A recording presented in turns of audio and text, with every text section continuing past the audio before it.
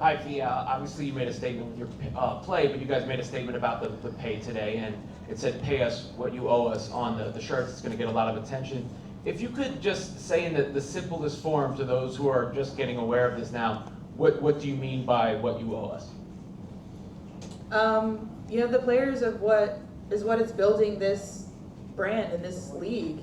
There is no league without the players, and the past, present, the ones coming up, they're the ones that have put in the blood, sweat, and tears for the new money that's coming in, and so we feel like we are owed a piece of that pie that we helped to create.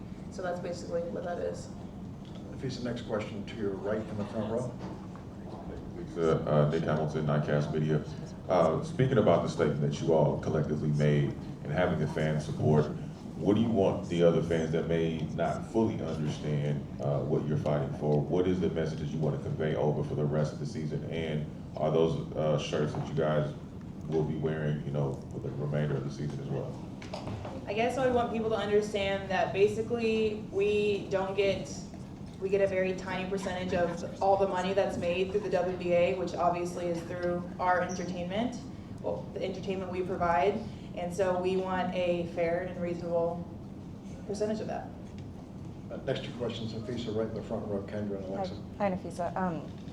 The other day on Thursday, you were talking about how much the CBA negotiations weigh on you when you're away from the court. So I was just curious, how much have you been thinking about Thursday's meeting, since it happened, and can you take us a little bit inside the team or the players meeting that you guys had today and the discussion that led to the decision to make these t-shirts? I feel like I haven't been able to forget it. Like, people won't let us, which is amazing. Just the awareness that we've raised this weekend, you guys asking these questions, the fans doing that chant, that was gave me chills. And so the fact that we've kept this so present and so in the conversation, it's definitely, of course, never left my mind because of that.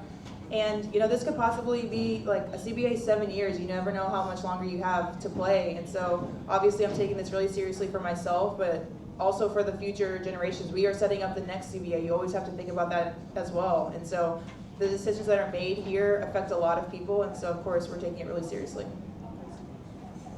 Next question, right side. You mentioned the chants afterward. How important is it to have fan support, and how much pressure? I mean, it's one thing for you guys to express your demands, but it's another thing when the league and the owners know that the fans are on your side and not theirs. Yeah, it's huge to have the fans backing us. I think it means everything, just that they support us so fully. And, a lot of things are of, the court of public opinion, and it does matter what people are thinking. And I think they, of course, as the league, recognize that as well. So adding that pressure is really great for us. So I'm really grateful that the fans are backing us so fully. Next question, Napheesa, in the center, second. From the CBA meeting the other day to tonight, when you're out and about seeing fans, have there been any mention from them or any conversation from them about the CBA conversation and about pay? Not really. I feel like I see them really fast. It's like an autograph or a picture. So I haven't really talked to them about the CBA. It's more been online. I've seen a lot of discourse that's been getting a lot of traction, just people talking about the interviews that players are doing, what we've said, what we've spoken out on, and so yeah, I've seen it a lot more there. Next question, Fee, second row, center. You scored, a record 36 points. Your team scored a record 151 points. Just how much fun is it just to be out there with new players and all the different rules too? It's so fun, and by design, I try to make my team not have that many new players. I've played with a lot of them, and so it was so good to get back with them, play with, like you said, some of those new players that I haven't played with before. And we set a lot, like you said, a lot of records. Skylar had a triple-double, which is insane in an all-star game. We set the record for scoring. It's just so fun. We had a really great time. Next question, center, second row. Hi, Fee, Howard Mandel with the Nets. So obviously the decision to put public pressure on the league here is something we're seeing a lot of this weekend. What has changed for the PA that's kind of led to this becoming a part of this negotiation? Or is there a dissatisfaction with how things have been going? It seems like there's obviously a clear increase, and I'm wondering when and how that decision was made. Well, you know, there's not gonna be another time this year before the CBA gets done that we're all together like this, where you have so many players from so many different teams getting things done. And, you know, the last time, like bubble situations, all-star situations, you have to take advantage of those because it doesn't have to happen often. And especially when we're right in the thick of it right now, we just thought this was a perfect opportunity to raise awareness for what we're doing and do it together.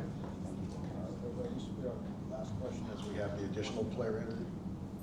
This will be our last question as we have the additional player interviews waiting. Napheesa, first row center. Hey, it's Megan Hall with USA Today. Wanted to ask you, it might be hard to encapsulate an entire weekend, but do you have a favorite moment from this weekend? Ooh. Not a favorite moment, but Sub Buzz has been the highlight of, I think, everybody's weekend. Napheesa, thank you. Thank you. Everybody who has asked for the additional